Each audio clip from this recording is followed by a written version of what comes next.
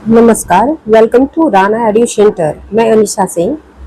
आज हम इस वीडियो में भारत सरकार अधिनियम 1935 को विभिन्न डायमेंशन में बांटकर देखेंगे।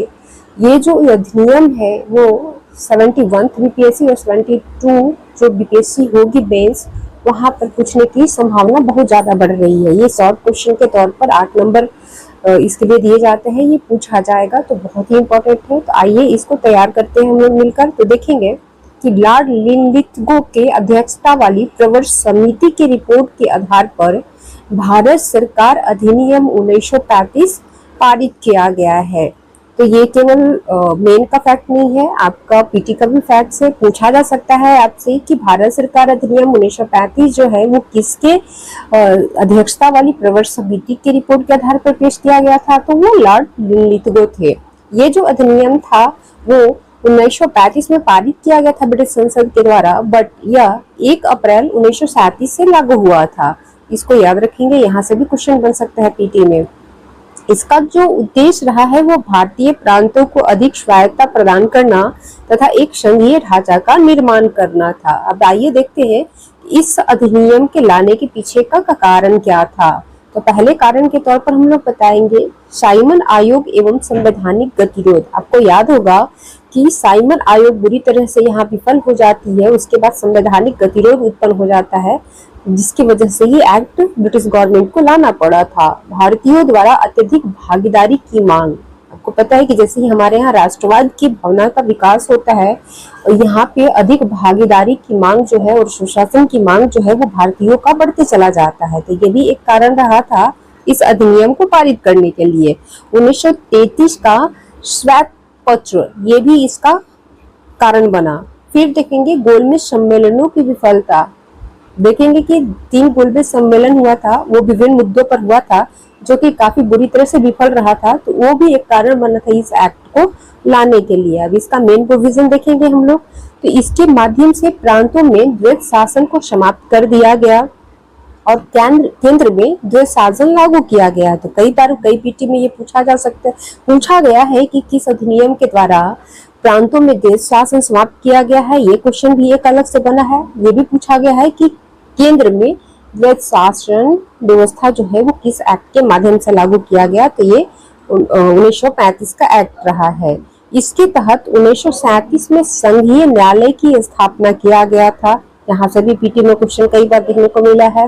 साथ में देखेंगे नेक्स्ट प्रोविजन के तौर पर, तो केंद्र एवं राज्यों के बीच 3 सूचियों के माध्यम से शक्तियों का विभाजन किया गया, जो कि आज भी हम लोग देखते हैं। केंद्र और राज्य के बीच जो शक्तियों का विभाजन है वो राज्य सूची, केंद्र सूची और समवर्ती सूची के आधार पर बांटा गया है। तो इसका जो प्रोविजन किया गया था वो कब किया गया था, तो 1935 के अधिनियम में किया गया था। ठीक है, तो इसको भी याद रखेंगे, ये भी पीटी में पूछा गया है। साथ ही इस एक्ट के माध्यम से दलित, महिला एवं श्रमिक वर्गों के लिए अलग निर्वाचन का प्रावधान भी किया गया है। तो क्वेश्चन यहाँ से भी पूछा गया है कई बार पीटी में, इसको भी याद रखेंगे। साथ ही प्रत्यक्ष निर्वाचन की शुरुआत इस एक्ट के माध्यम से किया गया है। हालांकि चुनाव का जो शुरुआत किया गया है वो 1919 और 1909 के एक्ट के माध्यम से किया गया था, लेकिन वो जो चुनाव था वो अप्रत्यक्ष वे में किया जाता था। पहली बार प्रत्यक्ष निर्वाचन की शुरुआत 1935 एक्ट के माध्यम से किया गया है। यहाँ से भी कई बार क्वेश्चन देखने को मिला है, तो ये भी याद रखेंगे। नेक्स्ट प्रोविजन के तौर पे हम लोग देखेंगे यहाँ भारत सचिव के सलाहकार निकाय को समाप्त कर दिया गया। प्रांतीय लोक सेवा आयोग तथा संयुक्त लोक सेवा आयोग का गठन किया गया। यहाँ से भी कई बार क्वेश्चन देखने को मिला है, तो ये भी याद रखेंगे। इसके माध्यम से वर्मा को भारत से अलग करके अलग कंट्री के तौर पर मान्यता दी गई है। तो यहाँ से भी पीटी में कई बार क्वेश्चन देखने को मिला है, इनको भी याद रखेंगे। इसके माध्यम से प्रांतीय स्वायत्तता की स्थापना किया गया, यानी कि यहाँ से आप देखेंगे कि पंचायती राज की जो स्थापना है वो आपको देखने को मिल रहा है इस एक्ट के माध्यम से। आगे देखेंगे अल्पसंख्यकों की रक्षा के लिए उनके संरक्षण एवं आरक्षण की व्यवस्था पहली बार जो है वो इस एक्ट के माध्यम से किया गया। किसके लिए, तो अल्पसंख्यकों के रक्षा के लिए जो व्यवस्था है यहाँ पे किया गया था। अब इसका प्रभाव हमारे समाज पे क्या पड़ा है उसको आइए देखते हैं। तो यह भारतीय संवैधानिक इतिहास का एक महत्वपूर्ण मील का पत्थर साबित हुआ था। इसके कई प्रावधान वर्तमान में भारतीय संविधान में थोड़े बहुत बदलाव के साथ जो है वो शामिल किया गया है।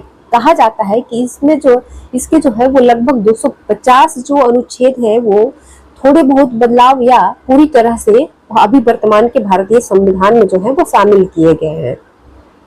भविष्य के संविधान के लिए ढांचा प्रदान करती है ये एक्ट। यह स्वतंत्रता के मांग को और अधिक बल प्रदान करती है।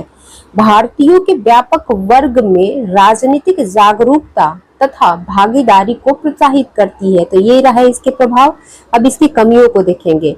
तो गवर्नर जनरल एवं प्रांतीय गवर्नर के पास व्यापक शक्तियां बरकरार रखी गई थी। सांप्रदायिक भावना का विकास एवं पृथक निर्वाचन पद्धति ने भारतीय समाज को धार्मिक आधार पर और अधिक विभाजित कर दिया, जिसके बाद देखते हैं कि कई धार्मिक दंगा भी जो है देश में देखने को मिला है। ब्रिटिश पदाधिकारियों के द्वारा आपातकालीन शक्तियों का उपयोग कर लोकतांत्रिक सिद्धांत को कमजोर करने का प्रयास किया गया इस एक्ट के माध्यम से। साथ ही चौथी कमी के तौर पर देखेंगे कि भारतीयों की केवल प्रतिनिधित्व को जो है वो बढ़ावा दिया जा रहा था, लेकिन उनको जो है वो पूर्ण भागीदारी नहीं दी जा रही थी। उनके शक्तियों को जो है वो गवर्नर और गवर्नर जनरलों के माध्यम से संचालित किया जा रहा था। ठीक है, तो ये इसके कुछ कमियां रहेंगे। अब इसको हम लोग कंक्लूड करेंगे, एक दो लाइन में इसका कंक्लूजन लिखेंगे और समाप्त करेंगे। तो कंक्लूजन के तौर पर हम लोग यहाँ बता सकते हैं कि अतः कहा जा सकता है कि भारत सरकार अधिनियम 1935 कई कमियां थी इसमें, इसके बाद भी भारत में ऐतिहासिक सुधार का कारण बना तथा भारत के संवैधानिक ढांचा को आकार दिया। ठीक है, तो इस लाइन के साथ इसको कंक्लूड करेंगे और इसको समाप्त करेंगे। 8 नंबर के क्वेश्चन के लिए बहुत ज्यादा मैटर हो जाती है। अगर इतना आप लोग लिख देते हैं वहां पे तो स्वाभाविक तौर पे आपको 5 से 6 क्वेश्चन नंबर जो है वो प्राप्त होंगे। बहुत बहुत धन्यवाद सभी को। दशहरा की बहुत ढेर सारी शुभकामनाएं। स्वस्थ रहें आप लोग, हेल्दी रहें। बहुत बहुत धन्यवाद। जय हिंद।